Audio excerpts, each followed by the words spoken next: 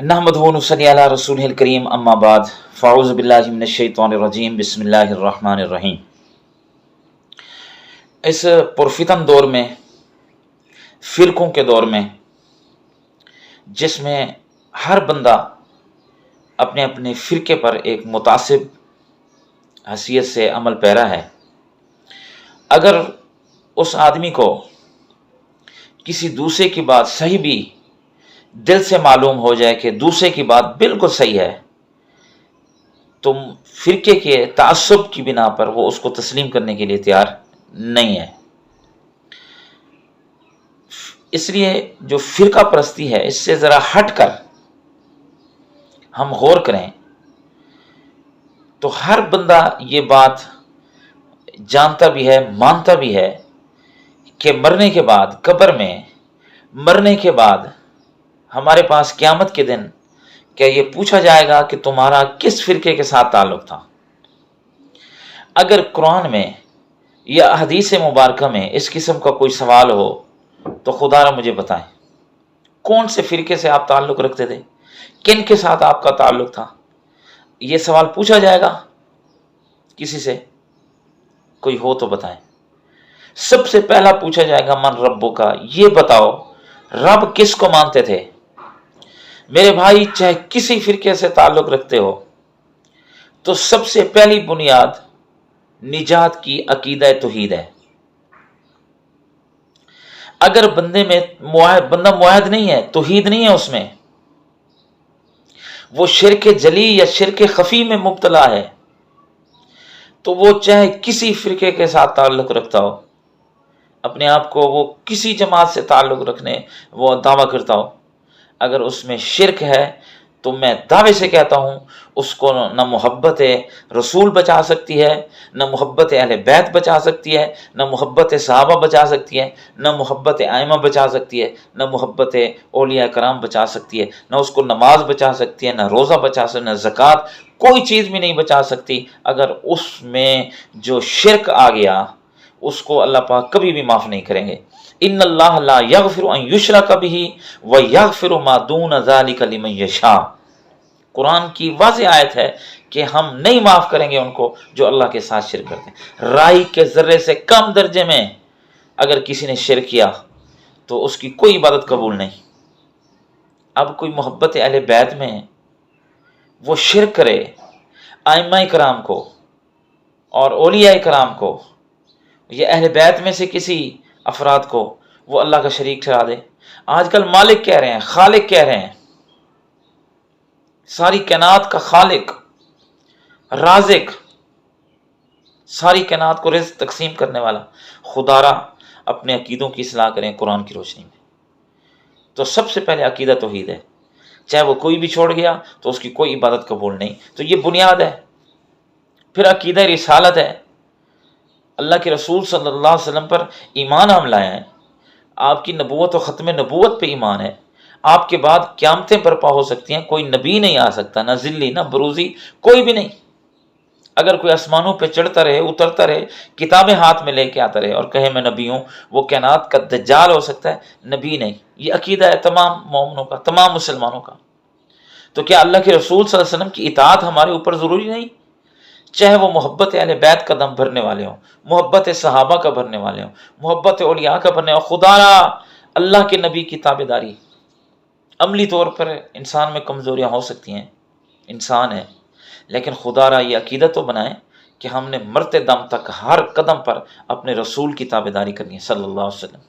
میرے رسول نے کیا کیا ہے، کفار کے ساتھ کیا معاملات کیے ہیں، ہمسایوں کے ساتھ کیا کیے ہیں، مریضوں کے ساتھ کیا کیے ہیں، آپ کی سنتیں کیا ہیں، آپ کا کردار کیا ہے، ہر موقع پر آپ کا لاہ عمل کیا ہے۔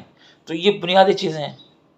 نماز بنیادی ہے، چاہے وہ کسی طبقے کے ساتھ شیعہ ہے، دیوبندی ہے، اہل حدیث ہے، بریلوی ہے، کسی طبقے کے ساتھ تعلق رکھتا ہے، نماز یہ بنیادی چیز ہے۔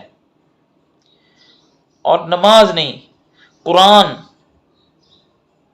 روزہ، زکوٰۃ، حج، اخلاقیات، معاشرت، لین دین، یہ سارا 90% دین ہے جو ہم نے پس پوش ڈال دیا۔ 90% دین، یہ بنیادی چیزیں ہیں۔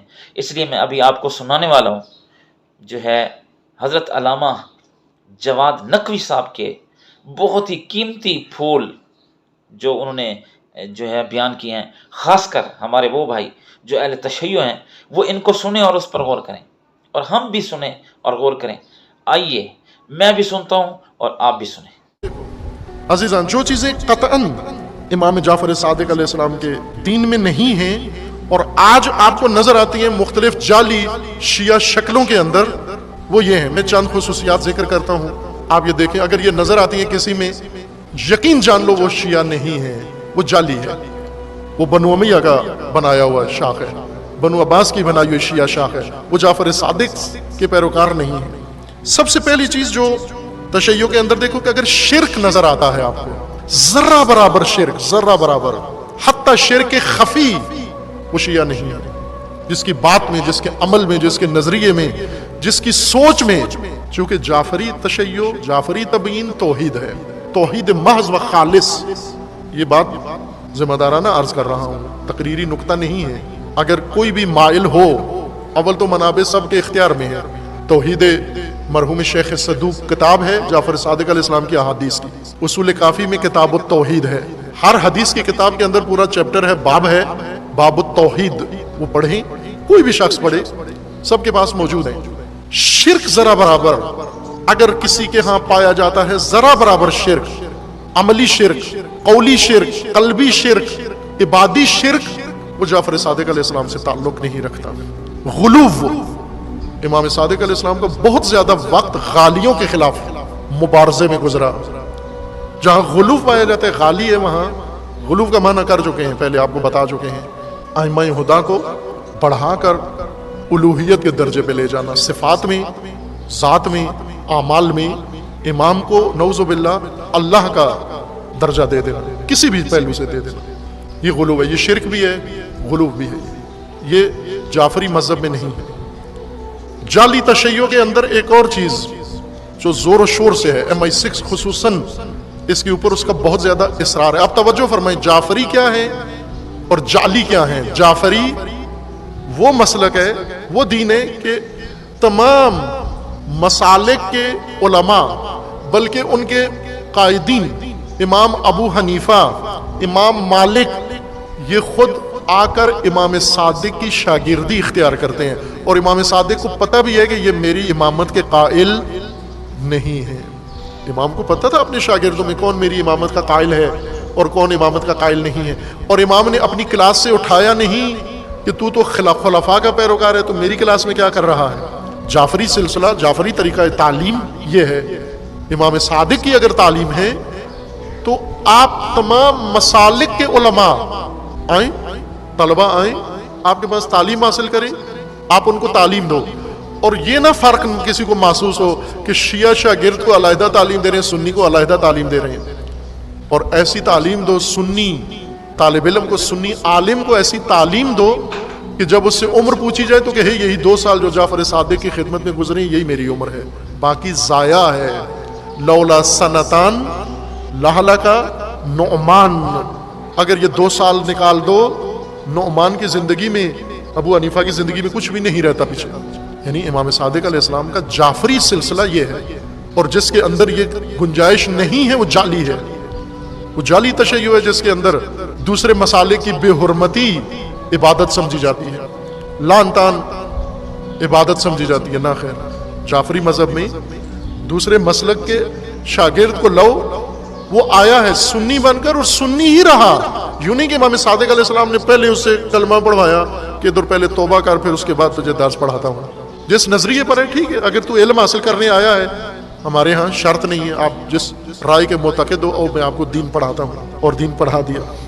قرآن، امام صادق علیہ السلام فرماتے ہیں میرے اقوال احادیث کی بنیاد قرآن ہے، قرآن پہ پیش کرو۔ جس تشیع کی شاخ میں قرآن نہیں ہے شامل، وہ جعلی تشیع ہے، وہ جعفری تشیع نہیں ہے۔ جعفری تشیع کا میزان قرآن ہے، امام صادق علیہ السلام کے فرمان کے مطابق۔ سنت رسول اللہ کی مخالفت، سنت رسول کو معلوم ہو، پہلے پڑھو سنت رسول ہے کیا چیز۔ سنت رسول زندگی کے ہر شعبے کے اندر ہے، ہر شعبے میں سنت رسول اللہ موجود ہے۔ اگر سنت رسول پر پابند ہے تو جعفری ہے، اگر سنت رسول کا تارک ہے یہ جعلی ہے، یہ جعفری نہیں ہے۔ سنت رسول میزان ہے، سنت رسول پیمانہ ہے، رسول اللہ صلی اللہ علیہ وآلہ وسلم کا راستہ یہ جعفری مذہب کی بنیاد ہے۔ عقل کے خلاف عمل، عقل کے خلاف عقیدہ، عقل کے خلاف رویہ، عقل کے خلاف حرکت، یہ جعلی ہونے کی علامت ہے۔ امام صادق علیہ السلام کی حدیث ہے، جنود عقل و جال، مرحوم شیخ کلینی رحمۃ اللہ علیہ نے پہلی کتاب، اپنی حدیث کی کتاب کا پہلا باب، پہلا چیپٹر کتاب العقل والجہل لکھا ہے۔ امام صادق علیہ السلام کی احادیث وہاں موجود ہیں۔ تشیع عقلانی ہے، عقلی بنیادوں پر قائم ہے تشیع۔ جہاں پر عقلی بنیادیں نہ ہو، معقول بات نہ ہو، نامعقول سوچ ہو، نامعقول عمل ہو، وہ جعلی تشیع ہے، وہ جعفری نہیں ہے۔ جعفری تشیع کی بنیاد عقل کے اوپر ہے۔ فرقہ وارانہ انداز، یہ جعفری انداز نہیں ہے۔ فرقوں کی جنگ، امام صادق علیہ السلام فرقوں کی جنگ کا حصہ نہیں بنے۔ بنو امیہ نے چھیڑی تھی فرقوں کی جنگ، ورنہ کیوں آتے امام صادق علیہ السلام کے پاس سارے فرقے آ کے کیوں پڑھتے؟ اگر امام کی سوچ فرقہ وارانہ ہوتی تو امام کے پاس دوسرے فرقوں کے لوگ کیوں آتے؟ شاگرد آ کر کیوں پڑھتے؟ کوئی پڑھتا ہے فرقہ وارانہ سوچ والے کے پاس؟ تکفیری کے پاس کوئی جاتا ہے؟ مثلا وہ شیعہ جو نعوذ باللہ دیگر مسلمانوں کو تکفیر کرتا ہو، اس شیعہ کے پاس کوئی مسلمان آئے گا کہ آپ مجھے دین سکھائیں؟ دین سیکھنے اسی کے پاس آتے تھے جن کے پاس گنجائش تھی۔ امام صادق علیہ السلام کے پاس تھی گنجائش تو آتے تھے، اور امام نے یہ گنجائش چھوڑی ہوئی تھی، اس لیے کہ امام انہیں گلے لگاتے، اپنے شاگردوں کو حکم دیتے، ان کے ساتھ کوئی تبعیض نہیں ہوتی، کوئی ایسا برتاؤ نہیں ہوتا تھا جس سے ان کو تأثر ملے کہ ہمیں علیحدہ نگاہ سے دیکھا جاتا ہے۔ ارکان دین کا انکار، اب جہاں پر بھی ارکان دین کا انکار ہے، یہ جعلی تشیع ہے، یہ جعفری نہیں ہے۔ نماز رکن دین ہے امام صادق علیہ السلام کے فرمان کے مطابق۔ آخری وصیت امام صادق علیہ السلام کی اس دنیا سے جاتے ہوئے اپنے اہل خاندان کو بلا کر، اور اس کے بعد امام اس دنیا سے روح پرواز کر گئی، آخری جملہ اپنے خاندان والوں کے ساتھ جو امام نے ادا فرمایا وہ یہ تھا، جعفری مذہب یہ ہے، فرمایا کہ جو نماز نہیں پڑھتا، ہماری جو نماز کو سبق سمجھتا ہے، ہلکا سمجھتا ہے، خفیف سمجھتا ہے، ہماری شفاعت اس کو حاصل نہیں ہوگی، وہ جعفری نہیں ہے۔ اب آج تشیع دیکھو، نماز کی بے حرمتی، نماز کی توہین، نماز کو برا بلا سٹیج پہ کہنا، نعوذ باللہ، یہ کیسا تشیع ہے؟ نماز کی بے حرمتی اتنے گندے غلیظ الفاظ کے ساتھ کی جائے، نمازی کی اور نماز کی، ارکان دین کا مذاق، روزے کا مذاق، حج کا مذاق، یہ تشیع نہیں ہے، یہ جعلی ہے، یہ جعفری نہیں ہے۔ مسجد کو قتل گاہ کہنا، مسجد اللہ کا گھر ہے، عبادت کا گھر ہے۔ امام صادق علیہ السلام کا فرمان ہے کہ مساجد میں دین جا کر قائم کرو، مساجد میں جماعت قائم کرو، مساجد قائم کرو۔ جعفری مذہب کی بنیاد قرآن پر ہے، قرآن کا فرمان ہے کہ مساجد قائم کرو تقوی کی بنیاد پر، اور مساجد سے لوگوں کو دور کرنا، قتل گاہ کہنا، یہ جعلی تشیع ہے، اس کا جعفری تشیع سے کوئی تعلق نہیں ہے۔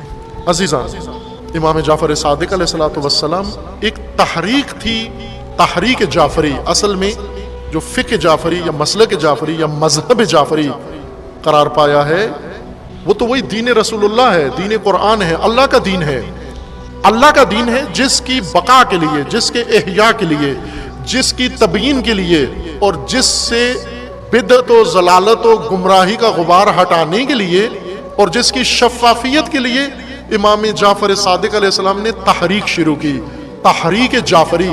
تحریک جعفری یعنی امام جعفر صادق علیہ السلام کی چلائی ہوئی تحریک، حکومتی دین کے مقابلے میں اور جعلی اور انحرافی دین کے مقابلے میں، متصوفہ کے مقابلے میں، غلوف کے مقابلے میں، بنو امیہ کے ترویج کردہ دین کے مقابلے میں، اور ان کی طرف سے جو یلغار تھی دین کی، اس دین کے مقابلے کے لیے امام صادق علیہ السلام نے جو تحریک شروع کی وہ تحریک جعفری ہے۔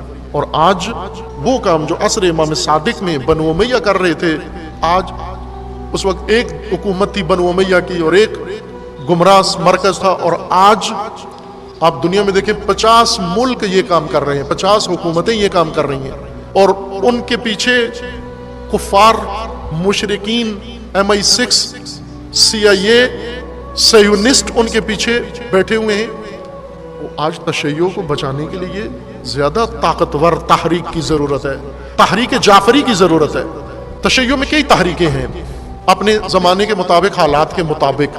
ایک تحریک نظام جاہلیت کے خلاف ہے، یہ ہے تحریک نبوی، نہضت نبوی، جاہلیت کے نظام کے خاتمے کے لیے. ایک ہے تحریک فاطمی، رکن دین سے لوگوں کو دور جب ہوتا دیکھا تو رکن دین کو احیا کرنے کے لیے اور لوگوں کو رکن دین یعنی ولایت کی طرف بلانے کی تحریک فاطمی ہے. رسول اللہ نے تحریک نبوی چلائی، جاہلیت کا خاتمہ کیا. اور بضعت الرسول نے، لخت جگر رسول نے تحریک چلائی، در ولایت سے لوگوں کو دور ہوتے دیکھا تو انہیں در ولایت پہ لانے کے لیے تحریک چلائی. پھر اس کے بعد تحریک حسینی، تحریک کربلا، یزیدیت کے خلاف تحریک کربلا ہے. اور پھر ہے تحریک جعفری کہ جب آئین و مکتب کو محو کیا جا رہا ہو، مسخ کیا جا رہا ہو، تحریف کیا جا رہا ہو، شکل اس کی بدل کے اور جعفری مذہب کی جگہ جعلی مذہب تشیع بنایا جا رہا ہو، اس کے مقابلے میں تحریک کربلا نہیں، اس کے مقابلے میں تحریک جعفری کی ضرورت ہے، قیام جعفری کی ضرورت ہے. امام جعفر صادق علیہ السلام کی طرح قیام کی ضرورت ہے. اور یہ وہ زمانہ ہے، اس وقت دقیق وہ زمانہ ہے. آپ دیکھیں کیا کچھ ہو رہا ہے. اور امام صادق علیہ السلام کے زمانے میں جو کچھ ہو رہا تھا ان میں سے کون سی چیزیں جو آج نہیں ہو رہی، ان سب کے مقابلے میں قیام کیا امام جعفر صادق علیہ السلام. جب امام صادق علیہ السلام کا اپنا رشتہ دار، اپنا چچا زاد مہدویت کا دعویٰ کر کے اور خود امام صادق کو اس کا رکن بننے کی دعوت دے رہے ہیں، اس جعلی مہدویت، امام نے اس کے خلاف قیام کیا، مصلحت اندیشی نہیں کی، حکومتی مذہب کے مقابلے میں دین کی حقیقی تشریح کی، اعتقادات دین کو واضح کیا، توحید کو پیش کیا، نبوت کی تشریح کی، امامت کی تشریح کی، فقہ اسلامی حقوق بیان کیے، جزیات کے ساتھ، تفصیل کے ساتھ، ابہام دور کیا، غبار دور کیا اس کا، تاکہ اصل تشیع دین رسول اللہ کا قائم رہے، باقی رہے. اگر اصل قائم رہا تو ایک دن نافذ بھی ہو جائے گا. اور ایک آخری تحریک جو غلبہ دین کی تحریک ہے، جاہلیت مٹانے کی تحریک نبوی ہے، ولایت کا رکن قائم کرنے کی تحریک فاطمی ہے، یزیدیت کے خلاف تحریک حسینی ہے، اور تشیع کے بقا کے لیے قیام یہ تحریک جعفری ہے. اور غلبہ دین، غلبہ تشیع اور غلبہ امامت کی تحریک کا نام مہدویت ہے. اور یہ تحریک متصل ہے، یعنی ایک تحریک ہے، اس کے مرحلے ہیں کہ ایک دن نبوی حالت میں تھی، ایک دن فاطمی رنگ میں، ایک دن حسینی رنگ میں ہے، اور ایک دن جعفری، اور اسی جعفری سے ہی مہدویت کا میدان ہموار ہوگا. جعلی تشیع مہدوی، جعلی مہدی بنائے گا، جعلی مہدی بنائے گا. اور آپ کا زمانہ جعلی تشیع کا زمانہ ہے. جعفری تشیع کو زندہ کریں، قیام کریں، ساری ملت کا قیام کرنا ہے. علماء مدرسوں میں بیٹھ کے، گھروں میں بیٹھ کے، ڈرائنگ روموں میں بیٹھ کے تبصرے کرنے سے تشیع احیا نہیں ہوتا. یہ خونخوار امام صادق علیہ السلام نے بنو امیہ جیسے خونخواروں سے تشیع کو بچایا، بنو عباس جیسے درندوں سے تشیع کو بچایا، ابو مسلم خراسانی جیسے مکاروں سے بچایا، ابو سلمہ جیسے دھوکے بازوں سے تشیع کو نجات دی. آج تو ان سے زیادہ خونخوار اور درندے موجود ہیں. بنو امیہ کا تجربہ MI6 جتنا نہیں تھا. اس کے لیے سب کے قیام کی ضرورت ہے. جعفری قیام کریں، تبیین کریں، دین کو وضاحت کریں، ساری دنیا کو بتائیں. مجھے بہت افسوس ہوتا ہے جب دیکھتا ہوں کہ غیر شیعہ دیگر مسالک کے ذہنوں میں جو غلط فہمی تشیع کے بارے میں ہے، دلائل کہاں سے، اس غلط فہمی کی وجوہات کیا ہیں؟ وجوہات یہی جعلی تشیع. ان کے پاس تمام ثبوت جعلی تشیع کے ہیں. وہ شرک ان میں دیکھتے ہیں، وہ غلو ان میں دیکھتے ہیں، وہ انحراف ان میں دیکھتے ہیں، وہ بے حرمتی ان میں دیکھتے ہیں، اور بدنام جعفری تشیع کو کرتے ہیں. یہ درست نہیں ہے. آپ جعلی تشیع میں غلطی دیکھ کر جعفری تشیع کو متہم نہ کرو. جعفری تشیع وہ ہے کہ جس کے سامنے آپ کے امام آ کے خمیدہ ہوتے ہیں، تعلیم حاصل کرتے ہیں اور فخر کرتے ہیں اس کے اوپر. اگر آپ جعلی تشیع کو دستاویز قرار دو گے، جعلی تشیع کو سند قرار دو گے، اور سند ادھر سے لے کر حملہ جعفری تشیع کے اوپر کرنا، یہ خیانت ہے. یہ نہیں ہونا چاہیے. وضاحت کریں. اور الحمدللہ ابھی ہیں ایسے علماء اہل سنت کے جو یہ فرق بیان کرتے ہیں.